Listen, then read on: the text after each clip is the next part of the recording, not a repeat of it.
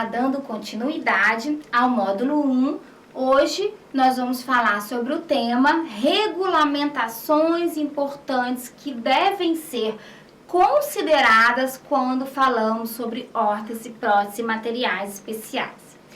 Bom, vamos começar pelas normativas do Conselho Federal de Medicina.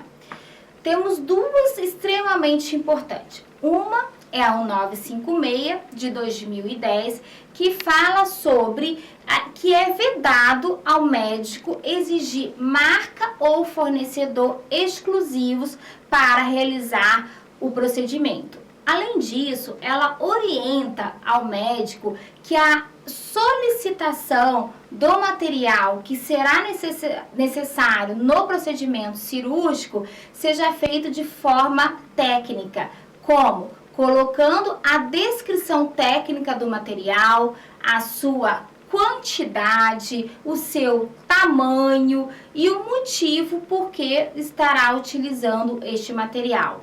Isso é para evitar que seja direcionado para determinada marca do material.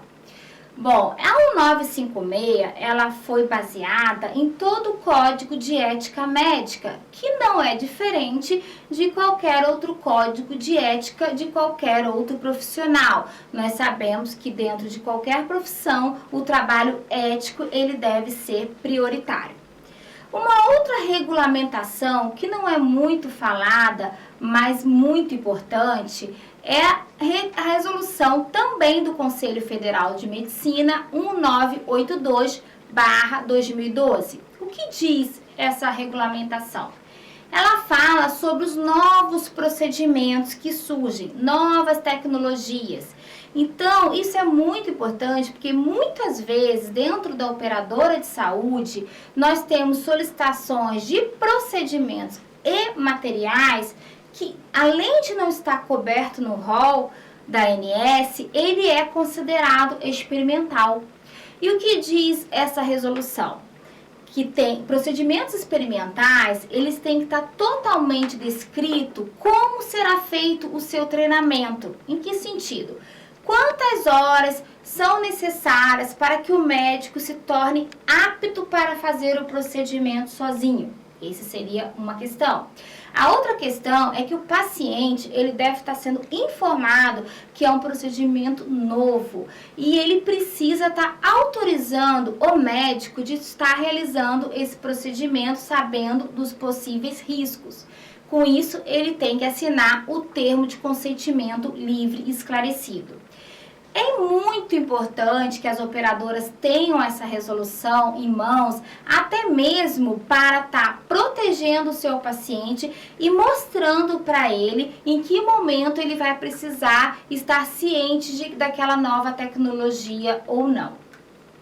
Outras resoluções também são importantes que são relacionadas à Agência Nacional de Saúde. Mas antes disso, é importante a gente estar resgatando como que a ANS ela classifica um procedimento experimental. Bom, primeiro, procedimento experimental não tem cobertura no rol. Além disso, a gente sabe que existe uma curva de aprendizado, uma curva enorme de estudo para que esse procedimento ele deixe de ser experimental. É também considerado procedimento experimental quando se utiliza determinado medicamento ou determinado material, que é o nosso foco, off-label. O que seria isso? Uma determinada endoprótese, um determinado stent, ele não está indicado para aquele vaso. Vou dar um exemplo, fica mais fácil para todos entenderem. Nós sabemos que stents de subclávia, não existe hoje no mundo um stent específico para uma artéria subclávia. Muitas vezes, devido à dificuldade do tratamento convencional, alguns profissionais solicitam stents revestidos em PTFE que poderia ser um pouco adaptado numa artéria subclávia. Se a gente pegar a bula daquele stent, ele não é indicado para artéria subclávia. Então, ele é off-label, então ele é experimental. Por isso, o paciente tem que ser informado. Qual é o risco?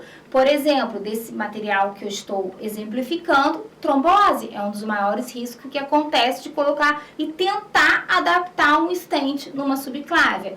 Com isso, é importante que os auditores, eu costumo dizer, ninguém gosta de ler bula, mas é importante ler bula para saber exatamente as indicações do material.